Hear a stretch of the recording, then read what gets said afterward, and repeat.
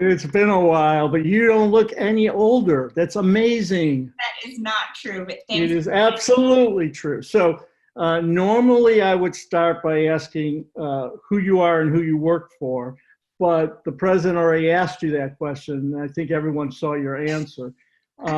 So instead, I'm going to ask you about Donna Reed, who I know is probably one of your favorite actresses, if not then, certainly now. But my point about Donna Reed is that she was in one of the all-time great movies, It's a Wonderful Life. And everything I know about you is that you've had a wonderful life. So I think all of our guests and all of our alums and all of our other people would love to hear about your wonderful life, starting from birth and taking us to this day. So let's start out that way. Well, I hope that we don't bore everybody, so I'll keep it short. But I think I've been really lucky and grateful for sure. But like everyone, I've had challenges to overcome. And, that started in China, where I was born. And my parents immigrated to West Virginia when I was 2 years old. So of all places in the entire country, they chose a state that has a very small, if non-existent in some parts of the state, Chinese community, which was a challenge growing up there. But ultimately, I think I wouldn't change any of that. So then I went to William and Mary for college, which is a school in Virginia, and I studied pre-medicine. I was a philosophy major and a chemistry minor, and there wasn't a broadcast journalism or any journalism program there, or communications, and that's why I went to Syracuse immediately after college to pursue broadcast journalism. And then, my career path was pretty traditional at the time, which was, gosh, I hate to say it, but I guess, 15 years ago, must be right. And so I, started in the local markets, schlepping around to, from city to city, beginning in Salisbury, Maryland, which was market 149 for those watching who understand the markets. It means a very small area to broadcast. And then I went to Baltimore and New York City, and ultimately, wound up with CBS News, first serving the affiliate service, and then becoming a White House correspondent just about 2 years ago. So that's a very brief version of, sort of how I got to where I am in my professional life. I've been really blessed in my personal life too. While at William and Mary, I, was part of a very small TV club, but it was, nothing compared to Newhouse. And we just did a show once a week. And the host of the show was my friend Luther. And I kept him in the friend zone for more than 10 years. And one day we were hanging out as friends, and I realized, oh, like maybe I could see more with this person. And the short story of that is we ended up getting married, and we now have a 16-month-old, which all happened when I got the job as a White House correspondent. And so, I lived a lot of life in the past few years. And in that sense, it is wonderful and extremely overwhelming and can be stressful, but I do feel very blessed, like I said in the beginning. Well, we feel incredibly blessed, not only that you're one of our alums, but that you would take the time to talk to all of us. And as you know, there are lots of questions that people have of you right now. And I'm actually going to start with a question from another alum, Paul Brockwell, who also went to William and Mary undergrad and then came to Newhouse. So I thought that would be a little synergy, although I think he graduated in 2010. He was actually the GA in our office.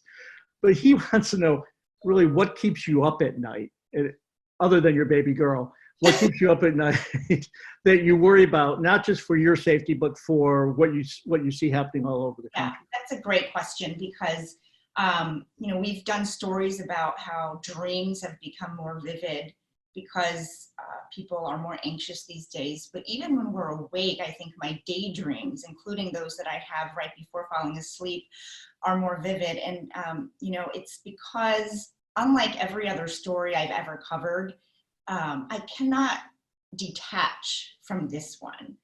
And it's because we're all living the pandemic too, as we cover it, or for those on the front line, as we, as nurses and doctors try to save lives every day.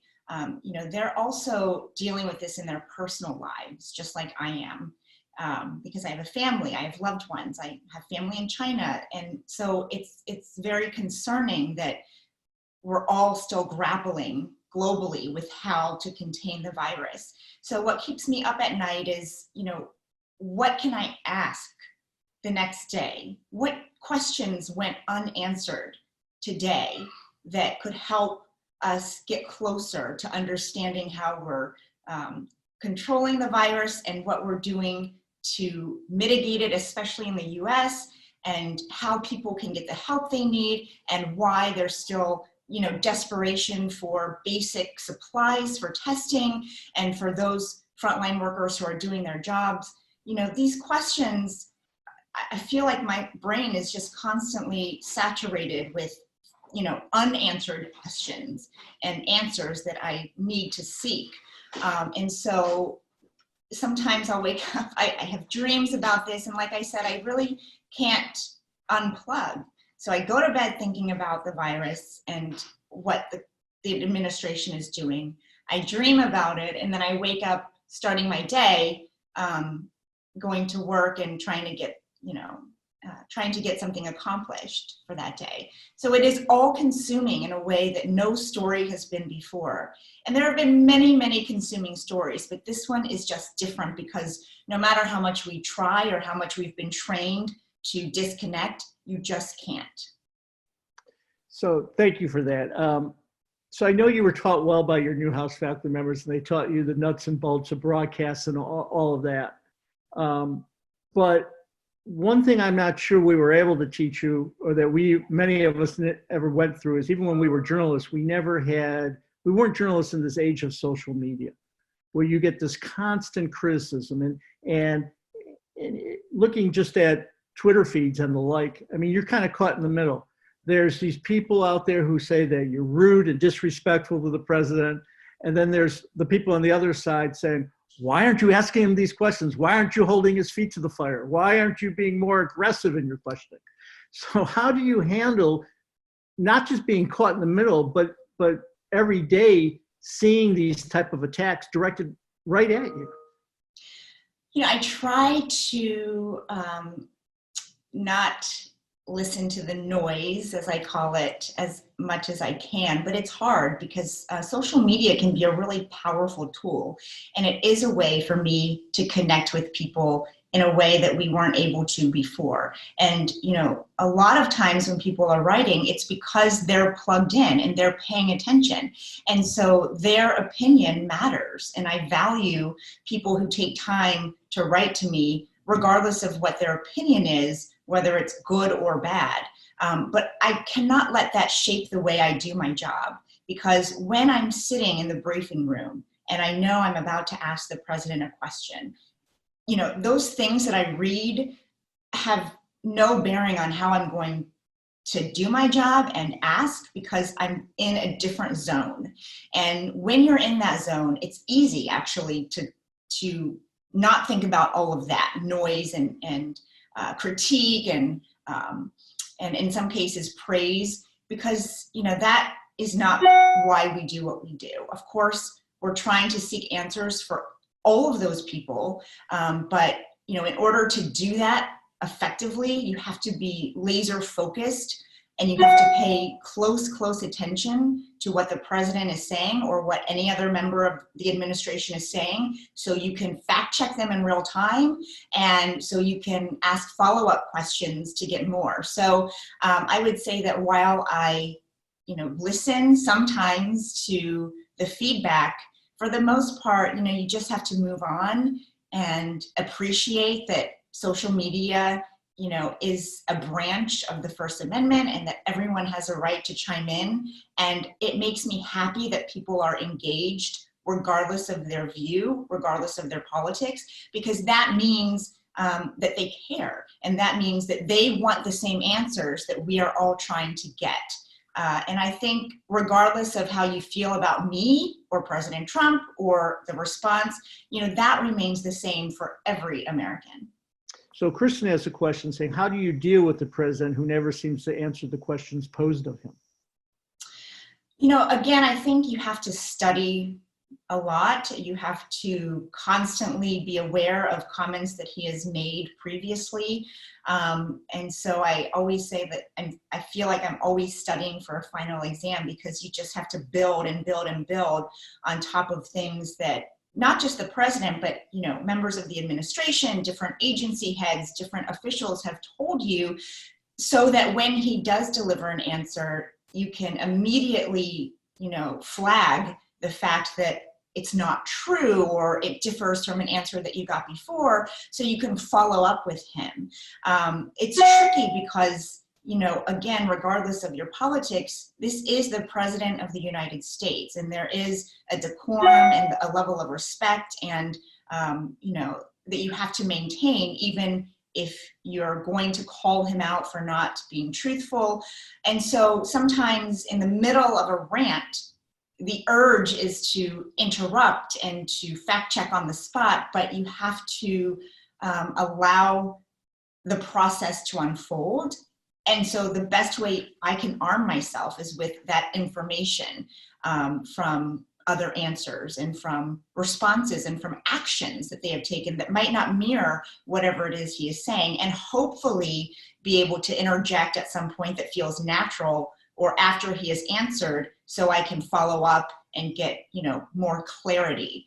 But again, when I'm talking about being in that zone, that's why you can't be distracted by other things, because it's so important to listen as much as it is to talk and ask questions.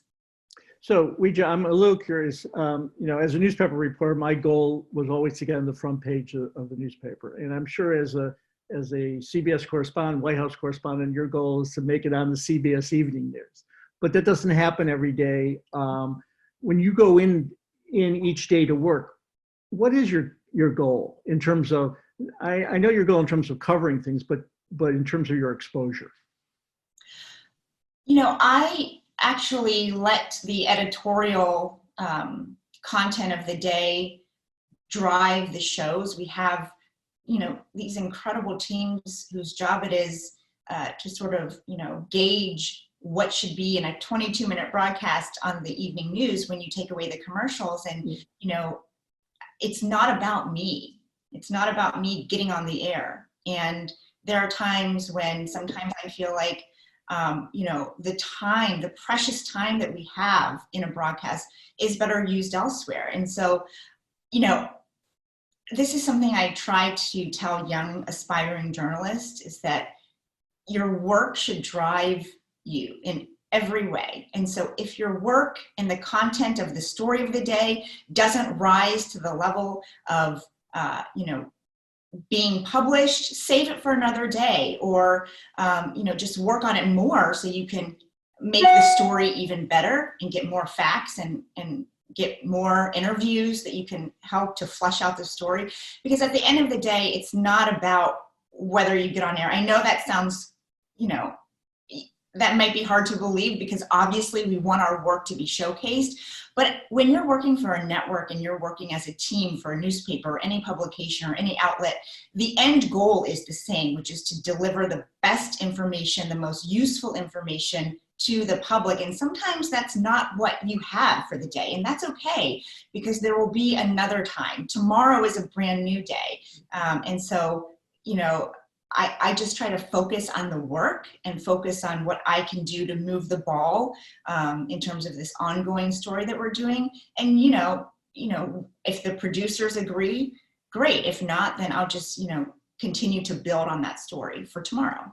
So speaking of that, I think this whole audience would be very curious as to what your day is like from morning to night. on a typical day. I mean, in the past, the White House correspondent for any of the networks, they'd have a daily briefing every day. If the president wasn't around or didn't have a poll coverage, but there'd always be something to report on. Obviously, this presidency went almost a year or more without having any daily briefing, and now you've had 2 in 2 weeks. But tell us, like, from the moment you wake up, when you wake up, and what your day is typically like. So I think I wake up with my phone in my hand, just so I can like make sure I have to go through all my emails to see what may have broken overnight. I go through my texts and any voicemails or calls that I may have missed. And then I start, reading the headlines that have already come out because, the work begins overnight in a lot of cases. And so you have to get caught up on that. And we have several newspapers that come to the house. I watch different programs and try to do that as much as I can in a condensed way, because I also have to jump on the phone with sources and with officials to try to get a sense of what's going to happen for the day. Of course, we always get the official White House schedule, so we know when we'll see President Trump and what events he'll have, but there's a lot that's not published, and so you try to get a sense of what to expect as your day unfolds. And then around 9 o'clock, we have a network-wide meeting or conference call, and that sort of lays out what every team around the globe for CBS News has and what they're working on. So we get a good sense of what's out there. And then I just, many times at that point we'll already be at the White House. These days are a little bit different. I am working from home some of the time. And so you just start crafting your story for the evening news. The schedule is very different if I'm on the CBS This Morning shift, which is our morning show that starts at 7 in the morning, and that's sort of a split shift. But, I start my day at 4:30 in the morning, again, doing the same thing, reading in, making sure the story that I filed before I went to bed the night before is still the freshest information. A lot of times it's not. Many times it's a brand new story. And then I will go to the White House, be in place for that 7 o'clock live shot. And then I'm there for the rest of the day until the evening news correspondent comes to relieve me. And that means I have to prepare for briefings. I have to prepare for gaggles, which means when administration officials do a live shot from outside the White House, a lot of times afterward, they'll come to, the microphones that are already set up and gaggle with reporters, meaning sort of an impromptu press conference where we can ask them questions. I have to, go to the press offices, even though there is social distancing, just to try to get little nuggets of what they're working on. So every day is different, but in some ways there is a structure built in. So at least I know what to expect. Before the virus, of course, we were traveling a ton, and usually at this point, we would be on the road with the president as he campaigns for re-election. So I would say every day is different, depending on what show I'm doing and depending on what shift I'm doing. So with COVID, give us a little sense of, first of all, how far you live from the White House, how you get there. Secondly, what happens when you go in? Do they take your temperature? Do they test you? And then I think it's the White House Correspondents Association that determines where you sit. But if you could take us through all of that, that would be, I think, useful. Sure. So I live about 15, it used to be 15 in traffic. I live about 10 minutes from the White House in Woodley Park, which is by the zoo. And ironically, this is where our dorms were for the summer capstone that I did in my graduate program. And it's like, I pass by the dormitory every day to get to work. And it's very meaningful because I remember being a student so vividly and never dreaming that this could be my job one day. And so I think I appreciate my journey and the work that went into this on a daily basis just by default, because I have to see where I used to live with, 3 other roommates. But then I get to the White House, they take our temperature before you're even allowed through the gates to walk in. And then, I go to my booth. Every network, every publication, media outlet has an office space, or at least most of us do. And then there are just sort of random areas other press can sit in. So I go to our very tiny booth where producers and correspondents all work, and there's only 4 seats. So we are very careful now, and the rule is only 1 correspondent a week is allowed to physically be in there. In case there is a breakout, that way not everyone's wiped out at the same time. And then if there's a briefing, or let's say I'm assigned to be pool that day, and pool means that you're representing all of the television networks, and because of logistics, only 1 network at a time goes into the Oval Office, for example. So whoever's pool covers everything that the president does that day, and we share the video and audio with the other networks. So if you're pool, every time you go to an event, whether it's in the Oval Office or Rose Garden, or if he's having a signing ceremony, you have to get your temperature checked as well. And then, everyone has this idea of what the press area looks like. It's very tiny, and there's nothing glamorous about it. And it's wonderful because it forces us to work together in a way that people probably don't expect. But, I see these people sometimes more than my own family.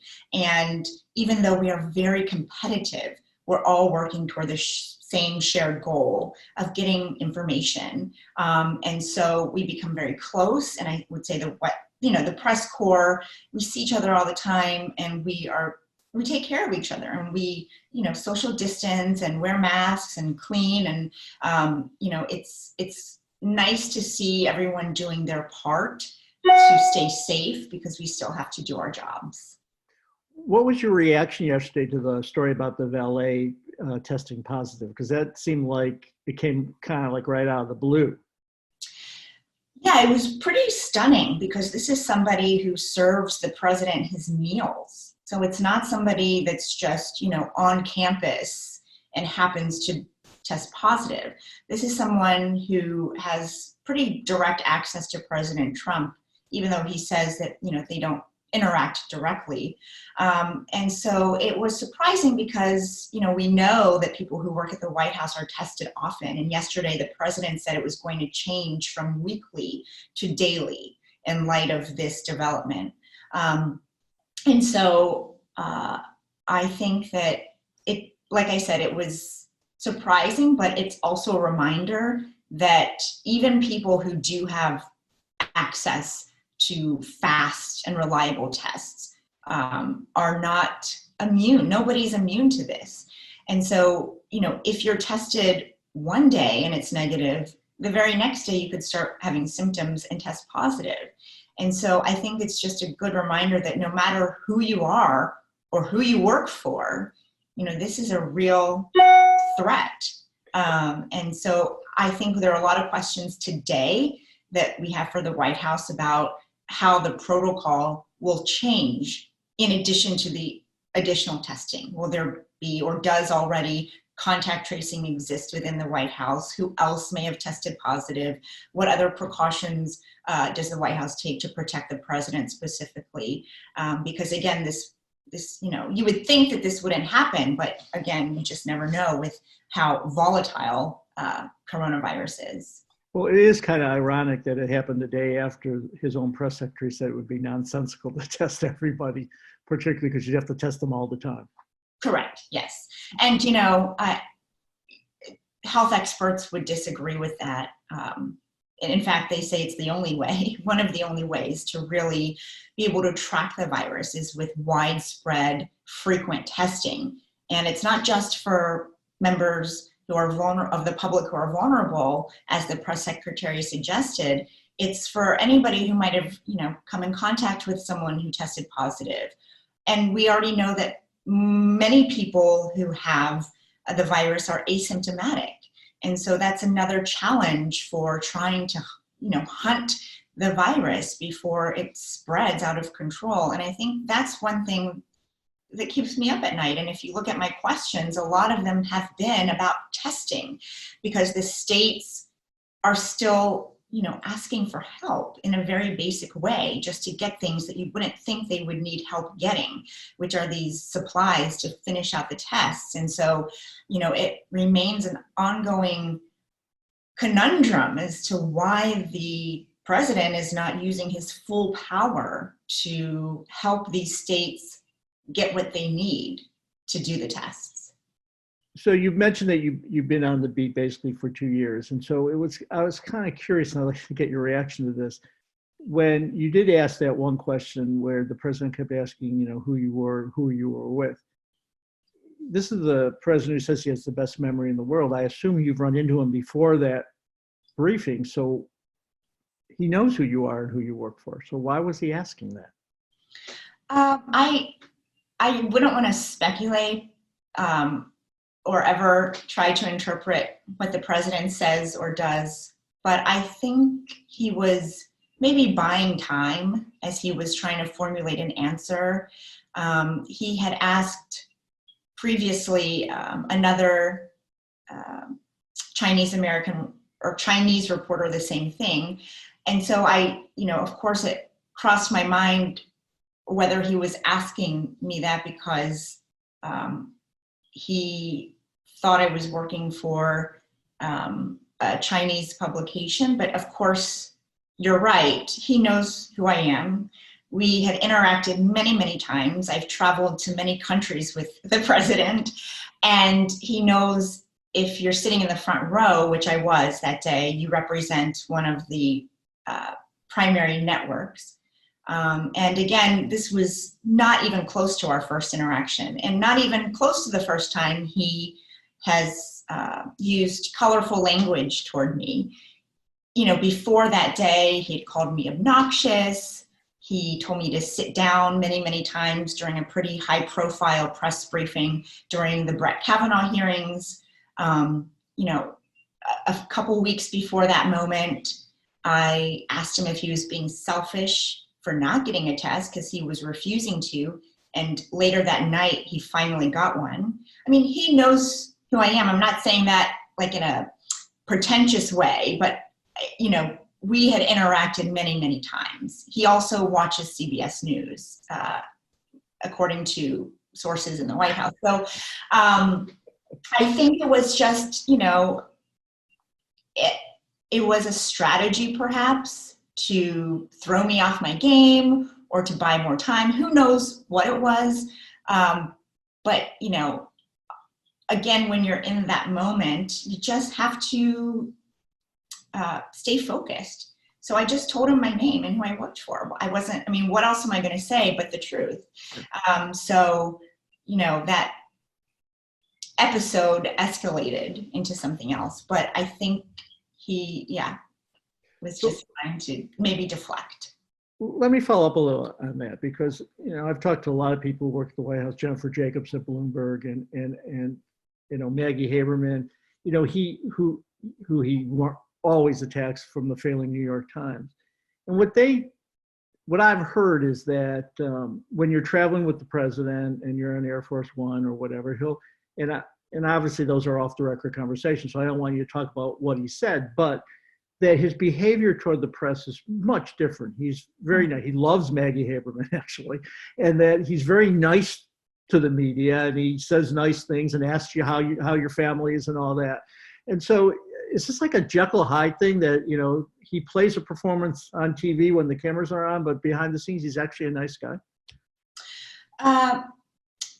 Let me just say that President Trump is maybe the most media savvy president that we've ever had because of his previous life as a private citizen, as someone who hosted a reality TV show, as someone who is very obviously obsessed with TV ratings.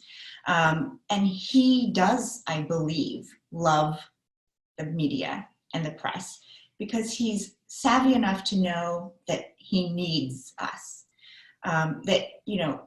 Without it, what sort of platform would he have? I mean, this is a big reason why he started his daily briefings in the first place. because he realized what sort of audience he could get and how he could deliver his message in a very quick way and effective way and get to tens of millions of people all at once. And so he's very aware of that. But to your point, Joel, I think he is a performer because he has performed before as someone who was a TV personality.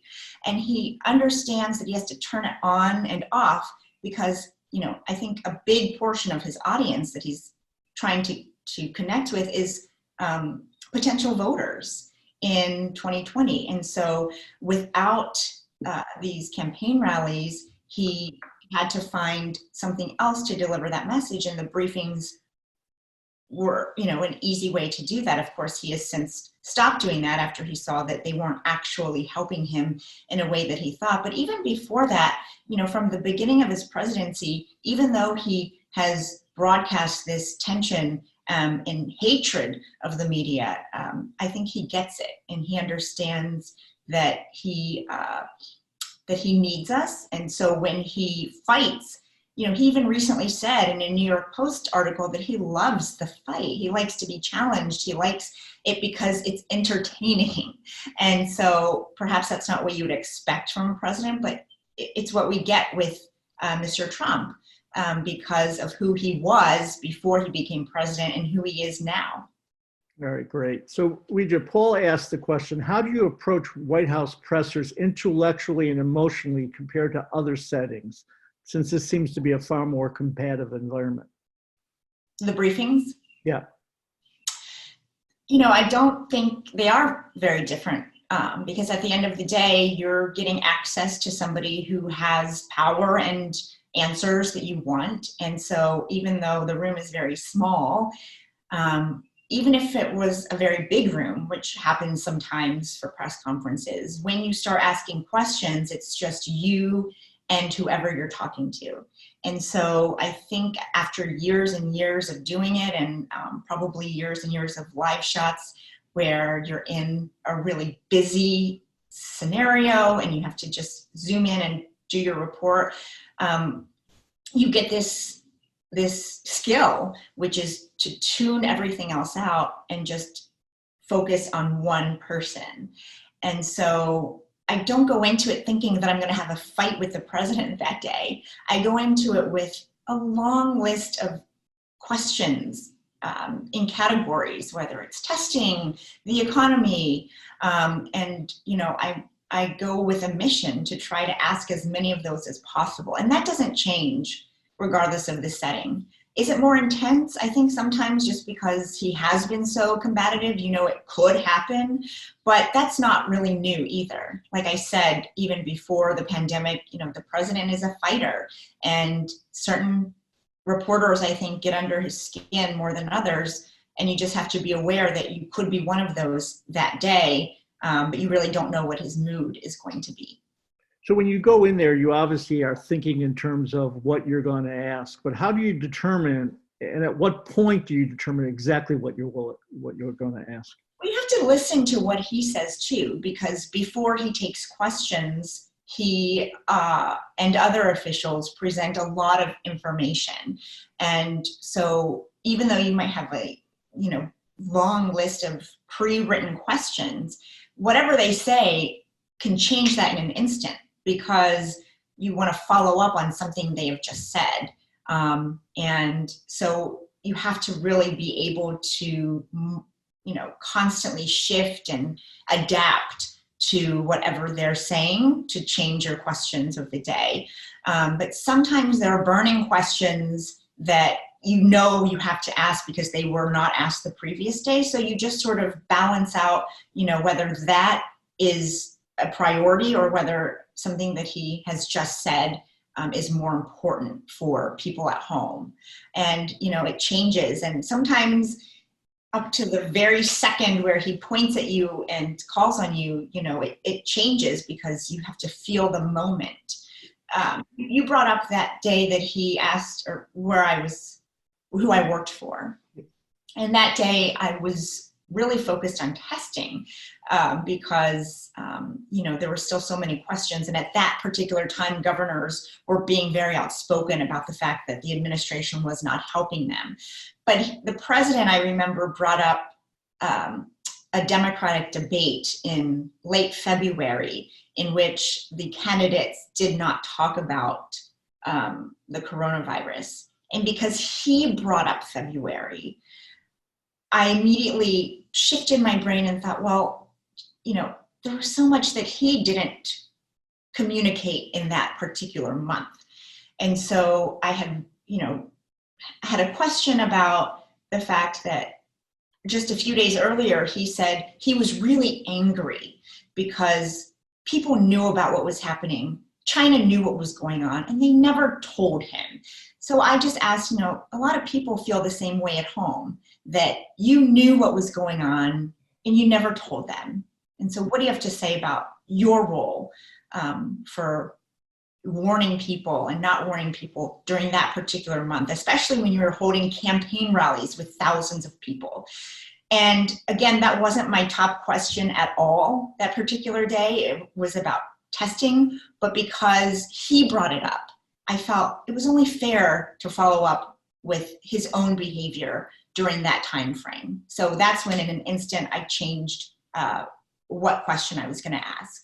But then he tried to put you on the defensive by asking you specific questions. How many people died on February 1st? How many people died in February? And so at what point do you feel like, oh, I have to answer that question versus saying, I'm not the president of the United States. You're the president of the United States. You're the one who should be answering these questions.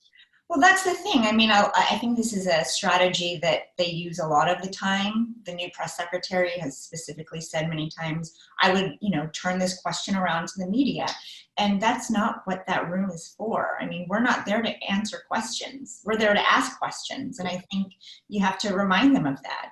And, you have to just not be tempted to get in this debate. We're not there to debate. We're there to ask for answers. And sometimes it's okay to bring up inconsistencies. But again, we're not there to have this back and forth and really, we just want you to answer what our question was. And so you have to be tenacious and re-ask it in a different way or just try to keep on him. But, the question that he was asking of how many cases there were in the country at that time really can't be answered because there was no widespread testing at that time. And so I couldn't give him an answer because nobody knew. But even if I did have the answer, you cannot take the bait. You cannot allow whoever you're interviewing, whether it's the president or not, to change the narrative and to turn it back to you. As a journalist, you have to really maintain control as much as you can of the interview. I mean, that's your job. That's what you're there to do. And it's not always easy, but you just try your best and learn from previous experiences. So my memory is back during Watergate when Dan Rather was at CBS and they were at a press conference and Dan Rather got up to ask a question and there was like a lot of applause and President Nixon said to Dan Rather, "Are you running for something?" Mm-hmm. And Dan Rather turned around and said, "No, Mr. President, are you?" So do you ever have that? Because I know it's not your job, but the instinct might be to, he's so hostile to so many. Is there ever that instinct just to throw it back on him?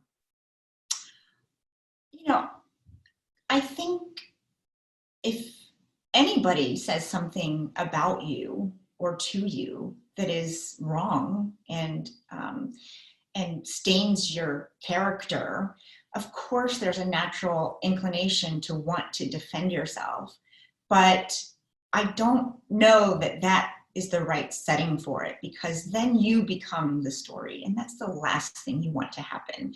And I'm very sensitive to it because, that's when you've lost control, which is what I was just talking about, because all of a sudden you have to defend who you are as a journalist.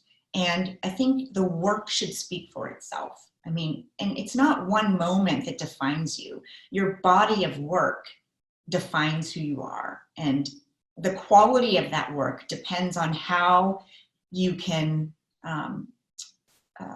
move on in those situations and continue to go after what it is you need and are looking for, which again goes back to answers. How well can you do that despite all the distraction and noise around you? And I would say that when the president attacks you, it's just a distraction, and you have to learn to move on and just stay the course. And like I said before, that's not always easy, because of course, if you feel like your name's being dragged through the mud, you want to stand up for yourself. But I think you can do that. You can defend yourself through your actions and through your performance as a journalist in that particular moment, rather than having to be so explicit. So now, I will say that was a different time when you're talking about Dan Rather and President Nixon, and the media has really evolved, and but I think that shows us that what hasn't really changed is the relationship that people in power have with the press, and it has always been one of conflict. And so that's not new, even though it seems heightened with President Trump, because as I said before, he is a fighter. It is by nature a contentious relationship, as it should be. I mean, we're not there to make friends. Of course, sometimes, you do by accident make friends with people who work in the administration, but that's not your goal. And even if you do become friendly with somebody, you have to put that completely aside when you're doing your job.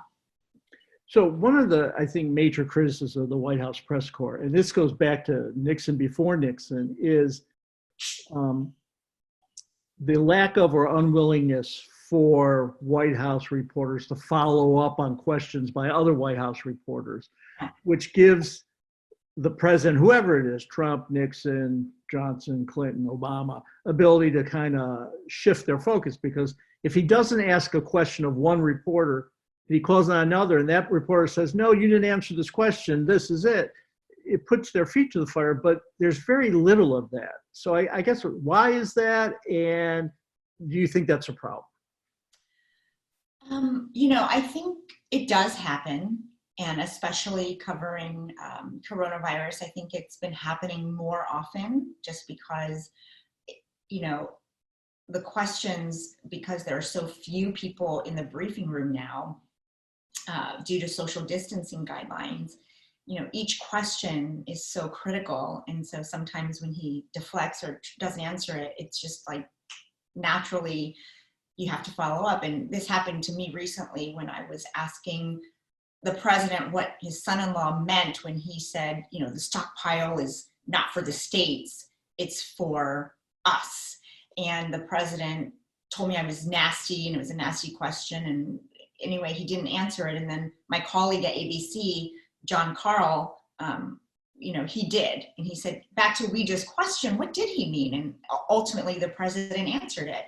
And so there are examples where that does happen. Could it happen more often? Sure, always. But the problem is, when the president calls on you, a lot of times that's just your one question of the day.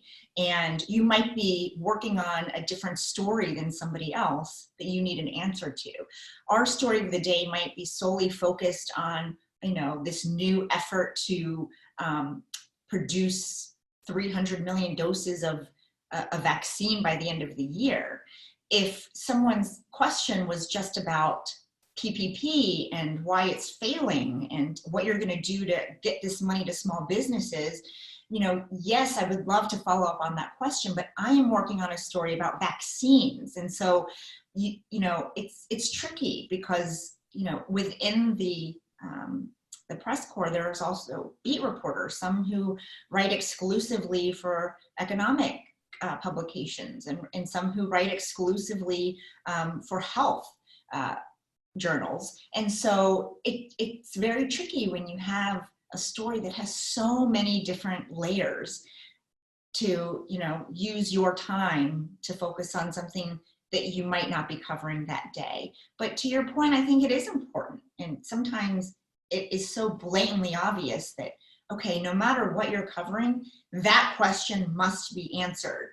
And you know, we can all do better to follow up on those questions.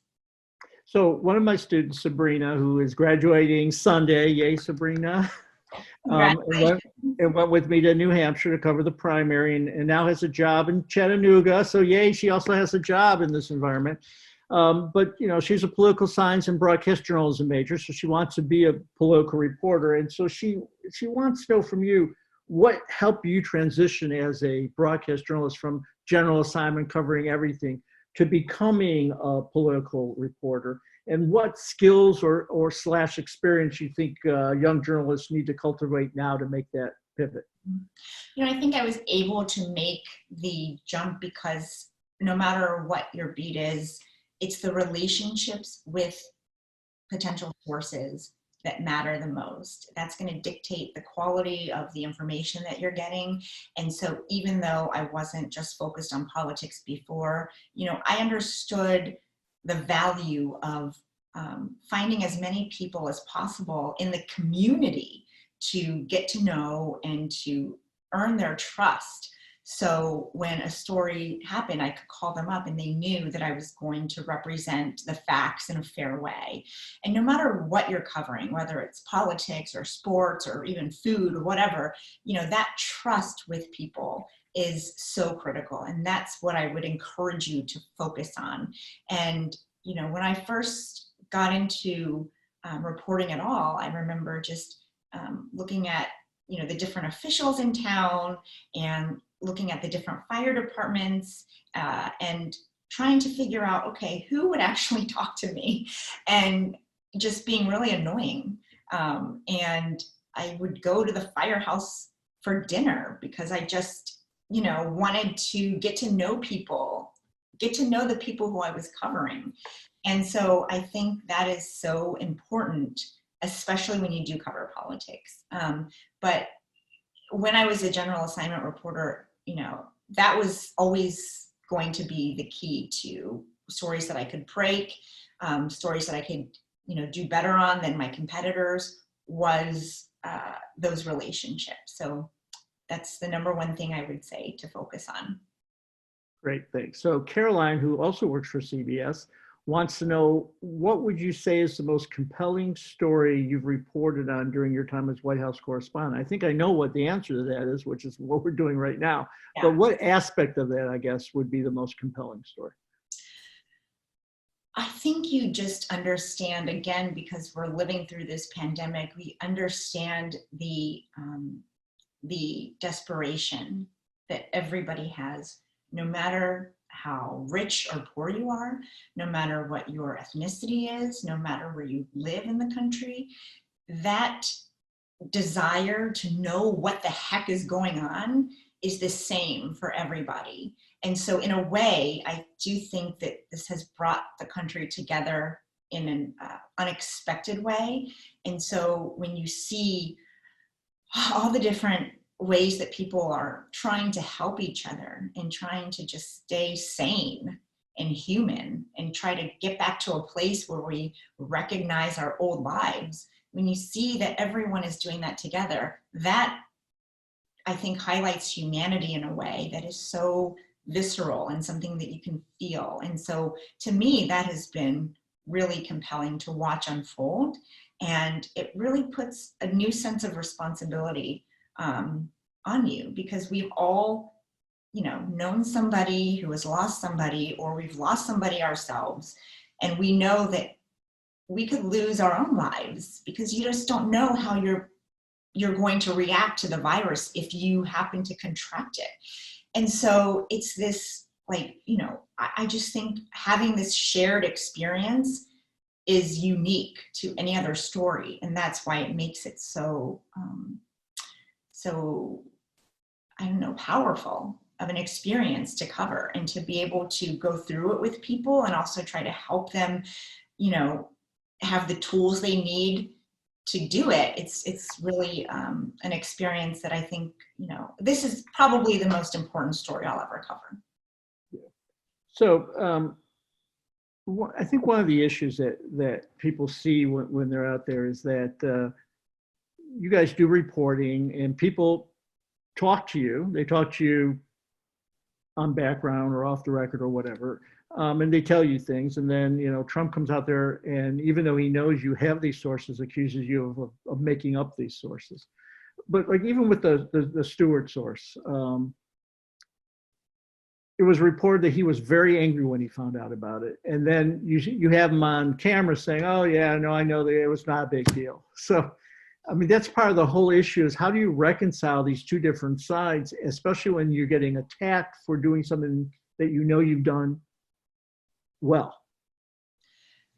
You just have to trust yourself and you just have to make sure every story that you're putting out there is bulletproof and that you do have the sourcing that is required to go with a story. And so, of course, people are going to defend themselves if they feel a story doesn't portray them in a certain way, a positive way. But does that change the fact that it's true?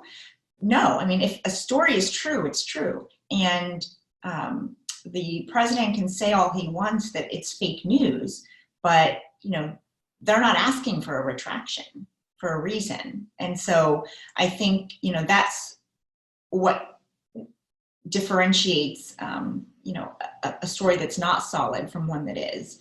And, other times they have asked for retractions and networks and publications have had to honor that because it turns out that the sourcing wasn't there. And that is, of course, the worst nightmare for any journalist, but it's also something you have to do if you're in that situation. And so I would just say, you have to be so careful with every story that you're putting out there, that if you are questioned, you have the goods to back it up. And so even though, for example, that's a perfect case, those outlets that said he was angry, they're not changing the story today, even though the president says they should. Okay. So Rashika, another former student of mine, says, do you think this administration has made you a better journalist? And if so, how? Well, I don't really have something to compare it to because I didn't cover a former administration, but has it honed my skills as a journalist? Yes, absolutely. Because what's tricky is that, to continue the conversation about sources, you might get different answers from different people. And so you have to run down a thread or a piece of information even more because, you're getting all these varying answers. And also those relationships I was talking about are really hard to build in this administration. In the beginning, not so much, because as we saw, there were a lot of leakers or a lot of people who were more willing to talk to the press. But I think those early officials have all left, or not all, but a lot of them have. And so they were kind of snuffed out and removed. And it makes it harder to build relationships because people have their own families to feed and they have their own priorities. And so you have to really put in more work to earn trust. And really the only way you can do that is through your work. And so you can show them through stories that you've done that you're reporting in a fair and accurate way. And that's the best way to get somebody to talk to you in the future. And so it becomes a little trickier. But overall, yes, I do think that this experience covering the Trump administration has prepared me even more to cover, any story. But then again, all my experiences, even in general assignment reporting, also got me to the point where when I did get this job, I was ready to go. I didn't feel like just because I'm not a Washington insider who has been in DC for 10 years, I can't do this. Because at the end of the day, it doesn't matter what the content is. Your job is, the same, which is to find ways to dig up stories and to get information to people and to tell those stories in a compelling way. And again, that is the same no matter what you're covering. So I'm curious, you at some point you will be out there with the campaign with Donald Trump. Whether Trump or Biden wins in November, do you want to continue to cover the White House next year, or would you like to, are there other beats that you would like to explore? Yeah, I think I do, because I describe it as a kind of an addiction, I mean, it's so fulfilling, because you realize when you're holding those in power accountable, you're really impacting every American life. And that is extremely rewarding, to know that you're making some difference, even if it's small. You're holding people accountable, you're getting answers, and you're in the White House. I mean, I'm an immigrant. I was born in China, and this sounds cheesy, but every day when I walk through those gates and I see the White House and I see the American flag, and I understand my freedoms as a journalist, it's moving. It never gets old.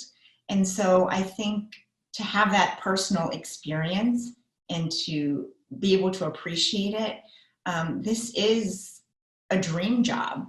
And I'm so grateful every day to be able to do it. So I would love to continue covering the White House. And, it's something I never aspired to do, believe it or not. I know a lot of my colleagues always knew, because it was in their blood, that they had to cover, politics in the White House. And that wasn't me. I just wanted to cover good stories. And that's why, I was willing to go wherever I needed to get the next job, because I wanted to, have some sort of impact on bigger communities and make a difference. And I think that we're able to do that. And that's a gift every day, and one I don't take for granted. Do you have a sense that any of the journalists in the White House, particularly the women, because they seem to be attacked more often than the men, have any of them complained to you directly to the president or through his press secretary that they feel like that he's being demeaning to them, and that they would appreciate it if he wouldn't be that way? Or is it just something that you just shrug off and go forward? I can only speak for myself, and I've not done that because I don't have time. I don't have time to, worry about why the president is attacking me, because in all fairness, he attacks men too.